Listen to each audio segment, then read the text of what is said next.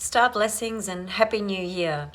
Today is, well, yesterday was the true New Year. It's the astrological New Year, which is when the sun ingresses into 0 degrees of Aries. So it's a very, very special time.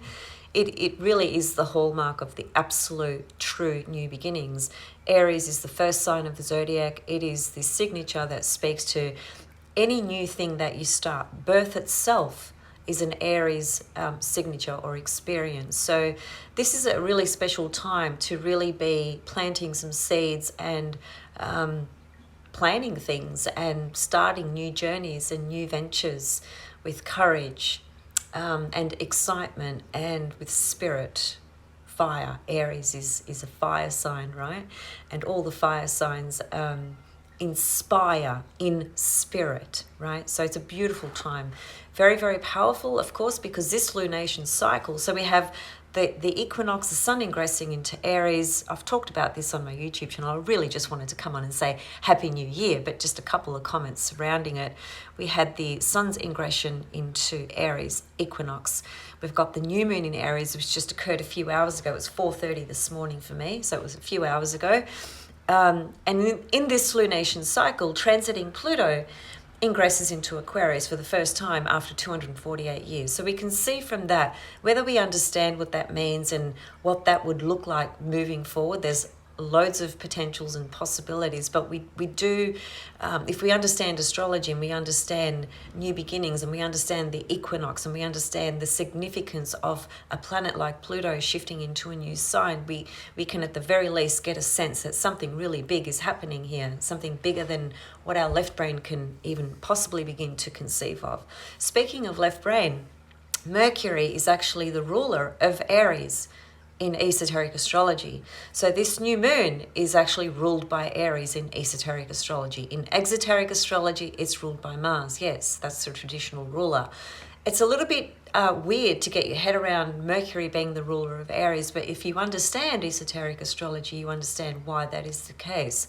Mercury has the ability at that esoteric level to diffuse the illusions in our mind and actually expand our higher mind, which is right brain, because it goes straight to the source, straight to God's mind, as it were. It pierces through the darkness of consolidated thought forms, which frees up the life force to give birth to new ideas. That's an encapsulation of the meaning of Mercury being the esoteric ruler of Aries. Mercury also corresponds to the fourth ray. Now, in esoteric astrology, there are 7 rays. Each ray has a combination of rulerships over it. Sometimes it's singular, sometimes it's a couple of planets. Ray 4 is actually ruled by Mercury and the moon. And ray 4 is termed harmony through conflict.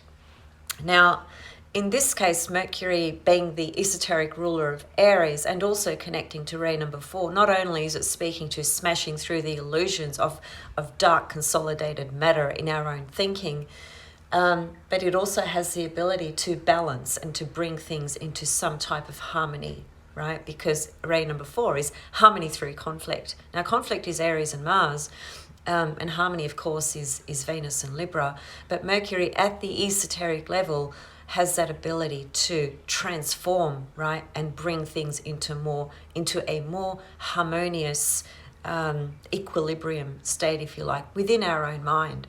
And that's a very powerful thing to consider with this new moon cycle, because even in the Buddhist traditions, teachings and in other teachings as well, it is often stated and recognized that the source of our suffering really comes largely through our perception and our thoughts. Yes, there are other things like past life karma and imprints in the soul, things that we are working through at very deep levels. There's no doubt about that.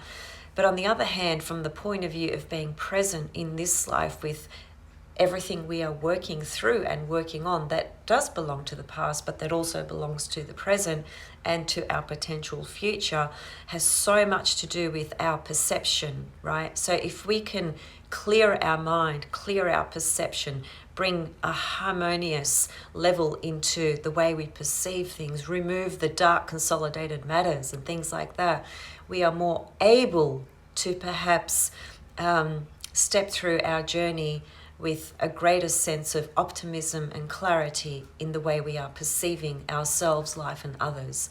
So it is a beautiful time. It's also Easter. Greek Easter is coming up. It's also Easter in not only Greek Easter, but it's Easter in other cultures and nationalities, English Easter, etc. But Easter is also a very powerful time with the crystalline Christ consciousness, Christ light coming through. The Christ light and Christ consciousness is already within us. We only need to wake up to it. So this rebirth process that is also marked by this period in this lunation cycle is again another representation of rebirth. Aries is rebirth, Easter is rebirth, so there's lots of beautiful symbols here to really embody, reflect on, meditate on, start a new practice, clear the mind, clear the body, clear whatever you need to clear. So I'll leave you with that, and once again wishing you a beautiful new year. This is the time for the most powerful new beginnings. Once you really understand that and devote or commit to a new practice or something new, a new journey with true inspiration, there's a lot that can be achieved within that, just within your own self. It's a wonderful thing. So see you all soon with so much more. Bye for now.